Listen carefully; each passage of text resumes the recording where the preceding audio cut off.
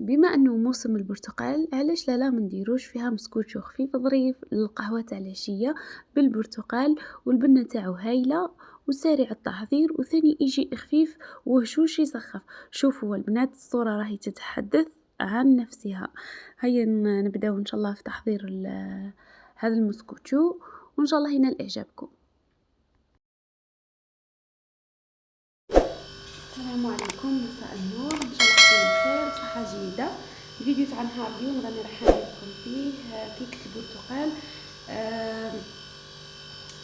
طريقه واحده اخرى ماشي زي الطريقه اللي حطيتها لكم قبل.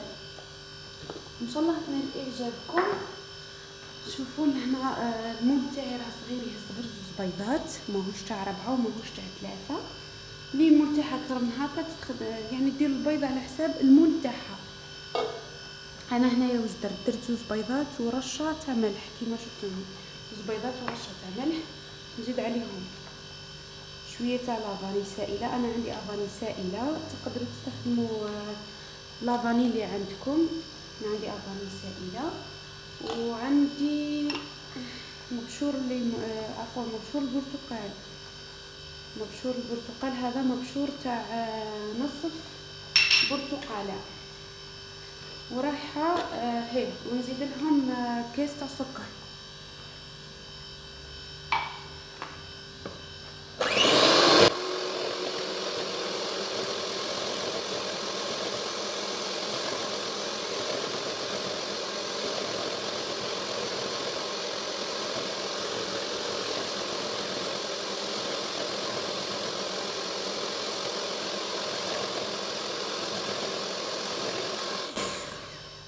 هنا راني ضربتهم حتى بياض الخليط، يعني السكر ذاب. الخطوه هذه فقط البنات. شوفوا هنا تحبوا تستخدموا كيس تاع حليب ولا تستخدموا كيس عصير تاع برتقال. انا هنايا راح ندير نص حليب ونص عصير تاع برتقال، يعني راح ندير نص نص. نتوما تقدروا ديروا يا حليب يا عصير برتقال. هذا عصير برتقال عصرته ماهوش اصطناعي، يعني عصير برتقال تاع برتقال بعد. وعندنا 4 كيس تاع زيت.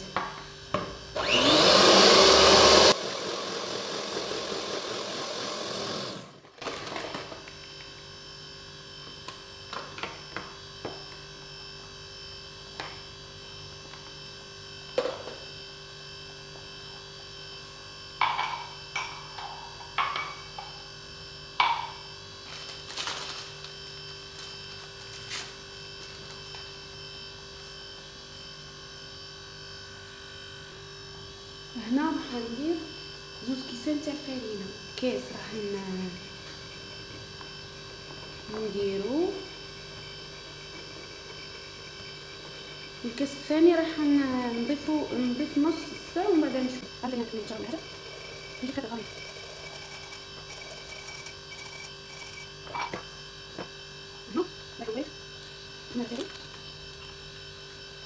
راح نضيف النص فقط، يعني 1.5، خاطر المول تاعي راه صغير كيما قلت لكم ماهوش كبير. تقدروا كي يكون المول تاعك كبير ديري 2. نخلط الكاس الاول تاع الفرينه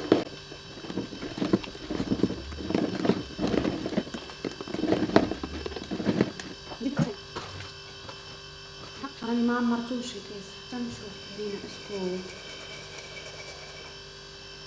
تنشف ولا لا.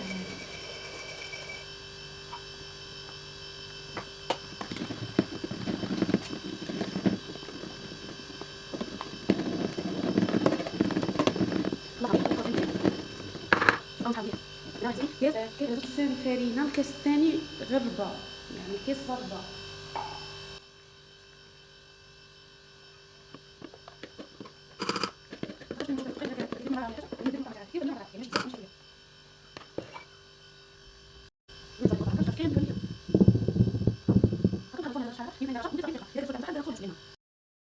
هنا راح نخدموا لاصوص. نحتاجوا فيه كيس تاع عصير، ونحتاجوا فيه مغرفة تاع نشا ومغرف تاع سكر ومغرف البودره. راح نخلطهم بارد في بارد، ومن بعد نحطهم على نار هاديه حتى يتقلوا والمغلق.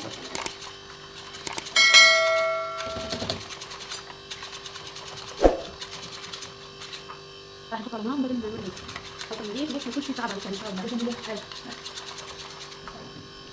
هنا لازم كي تطيب تخلوها تبرد مليح باش تضيفوا لها هذاك الخليط اللي كنا وجدناه على نار هاديه. كان بهذا القوام تصبوه عليها هكا. من الاحسن انكم تخلوه يبرد شويه، لكن انا كي عدت نصور لكم خليتوش يبرد شويه، وتيحوها عليها هكذا بهذه الطريقه وتزينوها بالبرتقال كما موضح في الفيديو.